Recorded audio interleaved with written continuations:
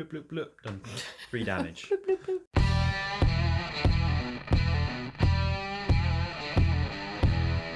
Hi. Take out your dictionaries because it's time for English lesson. Yes. It's supposed to be natural. It never is. Anyway, we're talking about games that have been digitalized and the other way around.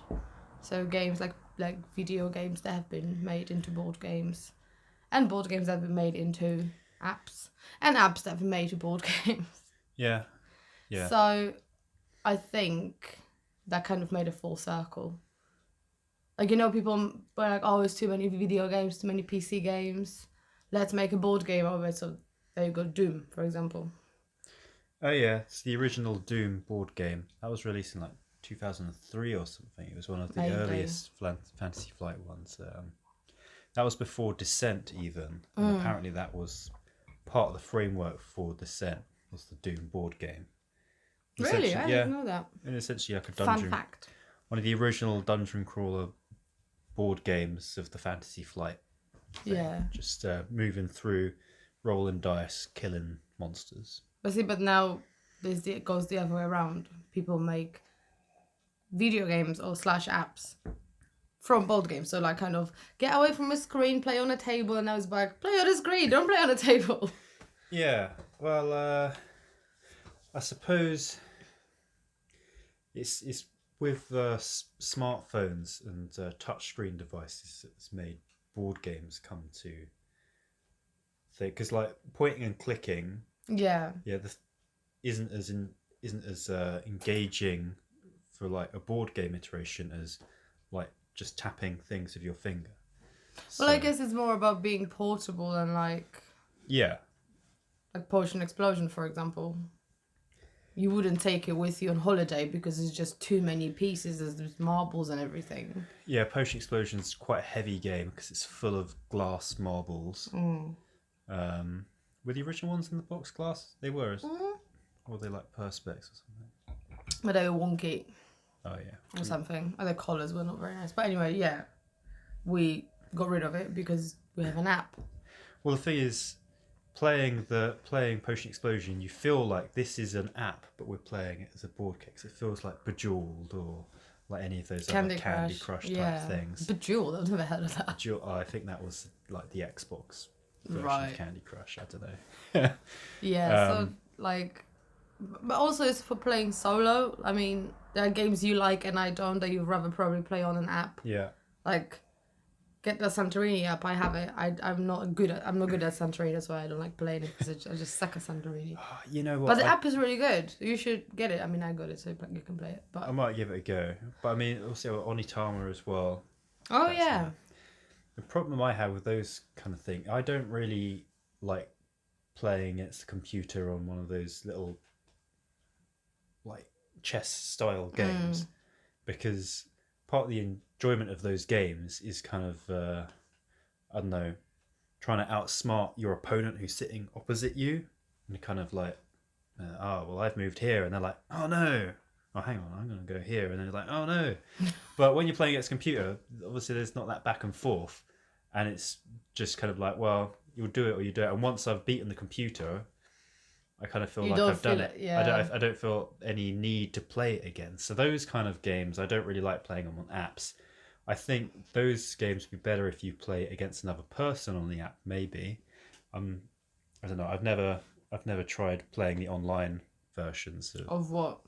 Well, of like Onitama on the app against other people. I don't know if I played. No, I feel like I would just get absolutely owned because I don't play the game enough. Yeah, I mean, it's the kind of games that you have to keep like practicing. However, like the chess dude, you've heard of the chess guy who went to the championship, and there was like 20 really good chess players around it. Everyone was sitting at a separate table. So what he did, he made a move.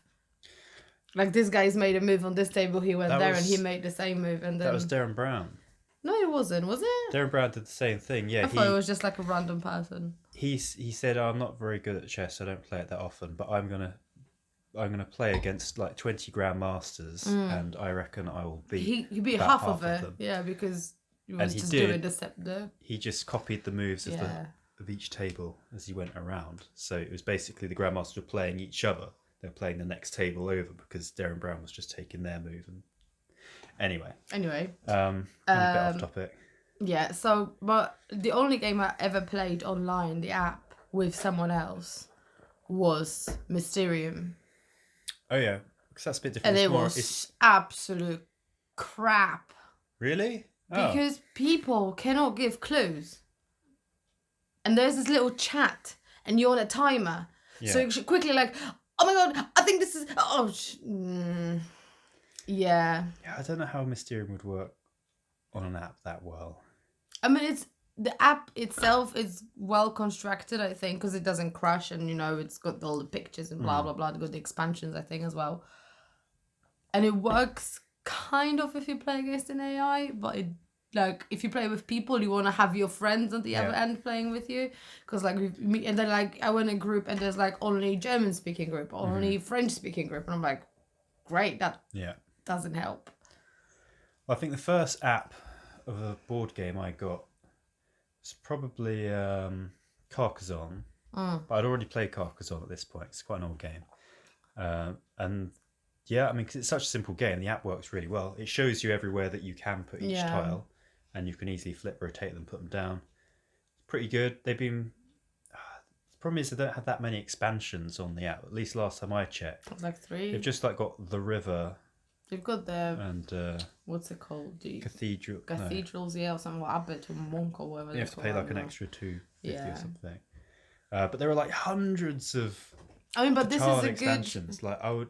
if they Carcassonne. kept Carcassonne, I would love to just... But this is a game you can take on holiday on the tablet. Yeah. Doesn't take space. You can play on a train, and you can play with another person. Pass and play. Pass and play is great. The same we did with what's that game nobody likes? Galaxy Trucker. Oh, Galaxy Trucker, yeah. I find the game on the app way better than the board game. Yeah, because it's got the option not being on the timer. Yeah, so the app has an option where you don't use a timer. You just pick one piece each or something. And that works for pass and play.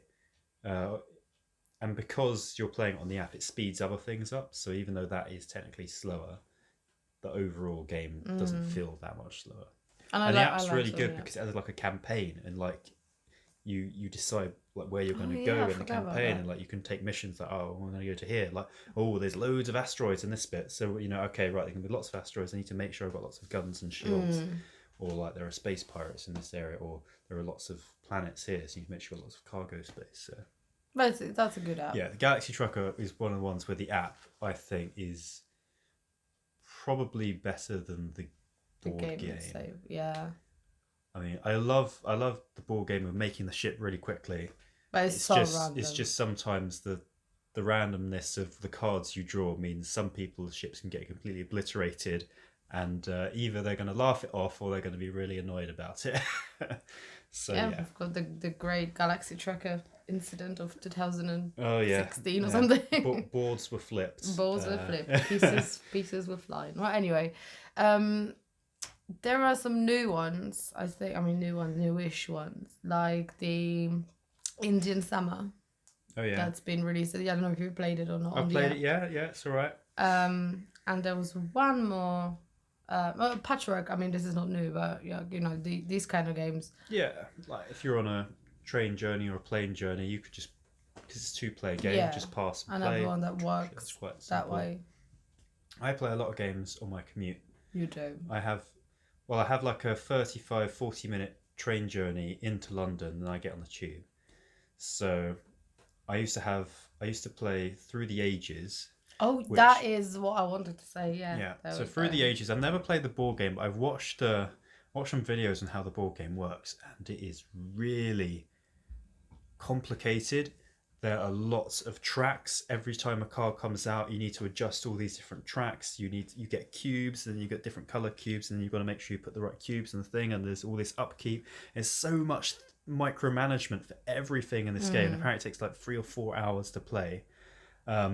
But that's where an app version works great, because all that micromanaging, like if you forget to have moved the track, you're like, oh, I think I forgot to move that 2 turns ago. Yeah. Like, oh, well, did you? Like, oh, I don't know. Like, it's really important. The app just does all that. It does all the micromanagement, all like the calculations, and you can actually just play the game, and the game is fantastic. And this is very different for a lot of the app games, because this is a game that's normally 4 hours that is now like an hour. So it's still a long, meaty game, like an hour game. So that's like my whole commute and a half, really, playing a game of that. And it's just really well. And the challenges on it are really good. Like, I'm always trying to beat the next challenge. So it gives me something to constantly come back to try and work towards, because I like that sense of progression. Do you think if someone now put the game in front of you, would you like know how to play it without the app? I'd probably be able to work it out. But again, I don't think I would want to. Because, I mean, that game is great for like an hour, but I don't think...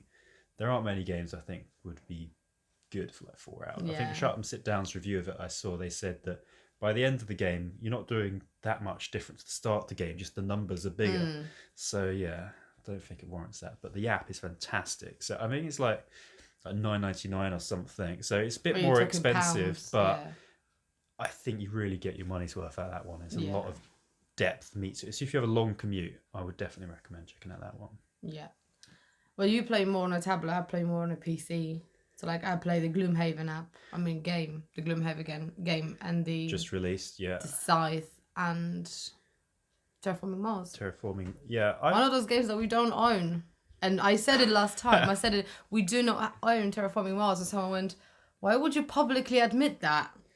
Well, we've played Terraforming Mars like 6 or 7 times. I played another 20 on a PC. We don't actually own it.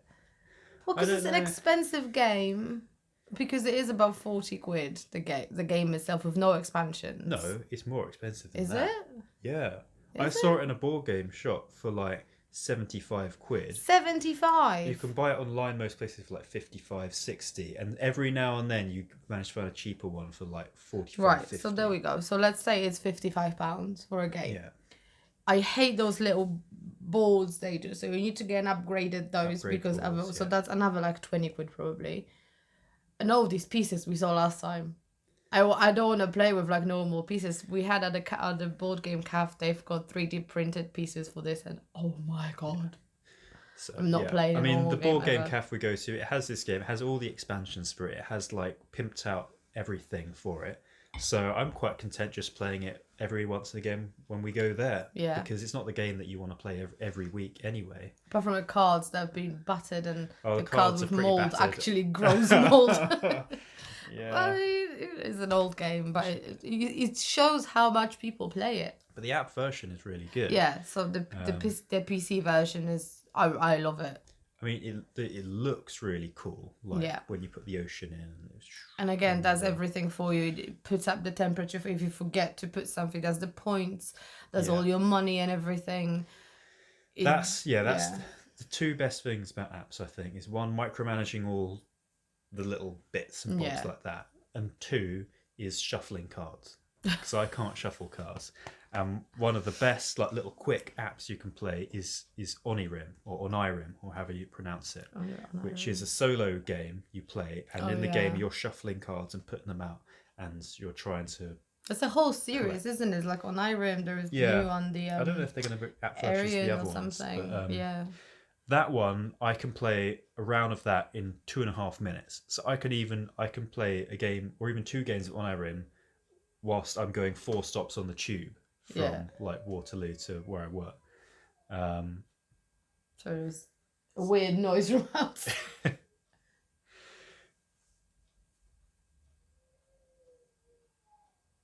I think it's a child. Anyway. So quick apps are great for those things. And the other quick app I play all the time at the moment is there's Ganshon's Clever, and then there was the latest one. German is so bad.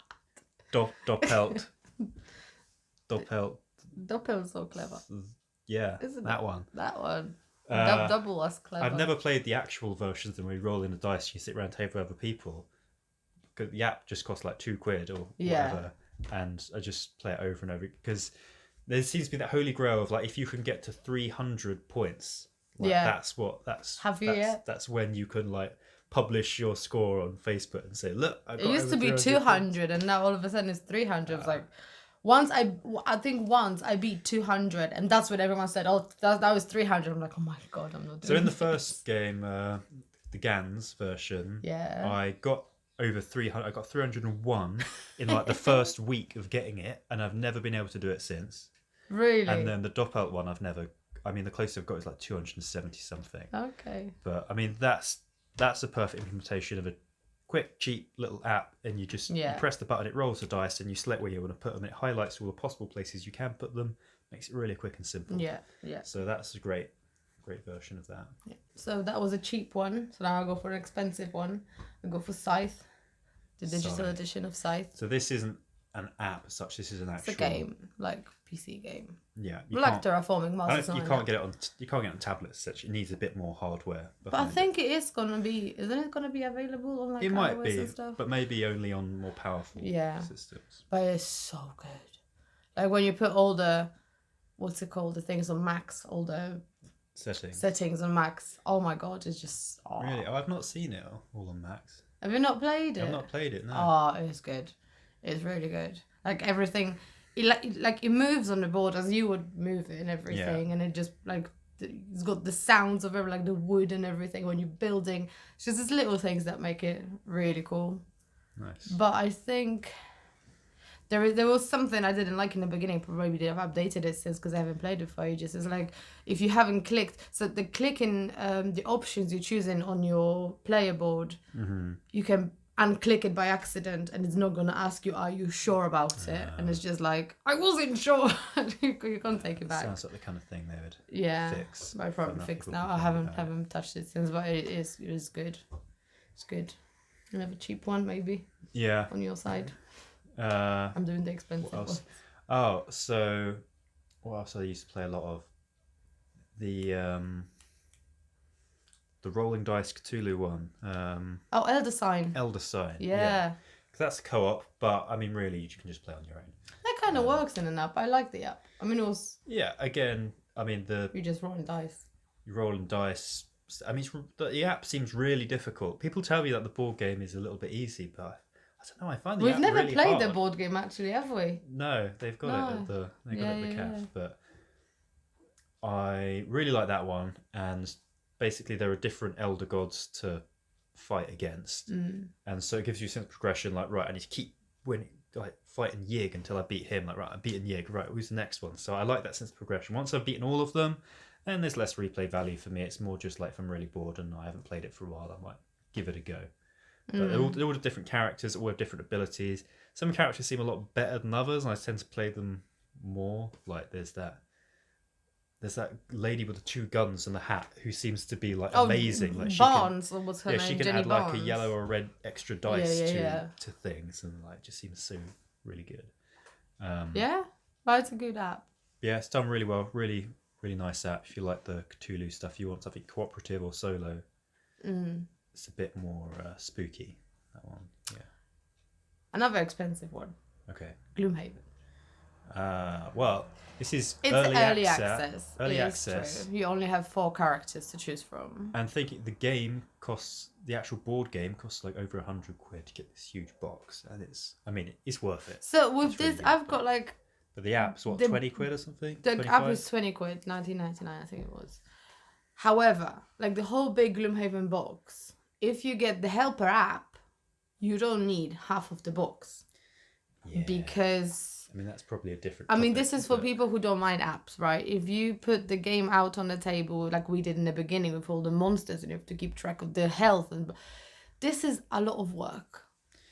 Yeah, someone's basically made a free app for Gloomhaven that manages everything. Everything. The health, experience, money, the they called. Elements that get. It just means less table space, less setup, and you just manage everything in the apps. When you damage the monster, you're like bloop bloop bloop, done 3 damage, bloop, bloop, bloop. or like It reminds you when you've been poisoned and all that kind of stuff. And, Yeah, it takes the health away as well when you're like being wounded and things. You don't have to. Oh, I've been wounded, so you don't have to use the little dials for your health and experience. You just done it. It makes it so much easier. If you do have Gloomhaven, get this app. It's free. It's free. I mean, just try. I mean, unless you really don't like apps, then I understand. I mean, it just it really helps. By the speed up. So so that's not like an app on its own, but that has the game in it. But it's an app that supports the game. And I think some of these games that do have a lot of micromanagement of stuff, I think it's well worth like having a look to see if someone's done an app that does that micromanagement for you, makes it simpler. Because I think that's a really good use of an app. It was like yesterday we've played, because we've never played before, Letters from Whitechapel. And I suck at like deduction games, right? Like if I have to track where he's gone, I would be like, right, you could have been here, but you also could have been there, and I just completely get lost with it where you could have gone. So the app, what it does, I mean, you pay for it, it's like £1 something for an app. You highlight the place the Jack the Ripper was last seen, and then you click if he was walking or if he went on a carriage or whatever, and it shows you the possible places of where he could be right now, which is kind of helpful. But I just got confused anyway. I think I'm just really bad at it. But yeah. But we were talking about Gloomhaven and we haven't finished because I wanted to talk about the PC version of it, and you played it as well. Yes. And I think as for an early access, it's quite good. Yeah. I mean, it's going to be unlocking features as they develop them. So if you want to wait, you want the full experience, then you can wait.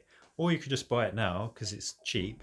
It'd probably be more expensive when it's all finished. So, and then just leave it and come back to it once they've fixed a few things. They don't have the full campaign that's in the box. They're going to wait until that's all complete first. But they do have what they're calling adventure mode, which is essentially where you play a series of randomized dungeons. They get harder and harder, and you're trying to see how far you can get. But they actually are randomized, because I've played the same one twice. It was completely different. Yeah. Like different layout, different enemies, different. And this is going to be great when they introduce the multiplayer element. Oh, yeah. Because Gloomhaven is a co-op game. And it's everyone owns their own deck of their character, and they know that character off by heart and how all the cards interact with each other. So if you're playing on your own, you're having to do multiple characters. You're trying to work out how 2 characters work, and that's okay. Yeah. But I think Gloomhaven works best when you have like 3 or 4 different characters all on the same dungeon, because all their different abilities and stuff all weave together in different ways, and you can't do that on your own. You need to do that with other people. So it'd be great if everyone got online together, they all had their own things, and they're all selecting their cards at the same time, like in the game, and then it goes through it. Yeah. And yeah, I think it'll be fantastic. Obviously it's really difficult, and if you haven't played Gloomhaven before and you want to go into the app, there is no tutorial. You just go straight into it. There's like a rule book type thing in there, but I don't know. I think Paul Grogan's done a how to play the app thing on YouTube. So go and look at that if you want to try it out. So if you don't want to spend 110 quid or whatever it is for the board game, but you want to see what all the fuss is about, and you don't mind spending like 20-25 quid to just see how the gameplay mechanics work, because it's really good at showing off how the gameplay mechanics work, even if it doesn't have all the content and the progression and all that kind of stuff. Then I'd recommend you do it. Trying to look around what else. Well, we have the Suburbia was like free at some point, the app version, and I played a lot of that. Do you? I played a lot until I kind of hit a wall. It got too difficult. So I was progressing through the thing, and then it just got... It's kind of like I buy all of them and then you play them because your tablet is connected to my Google account.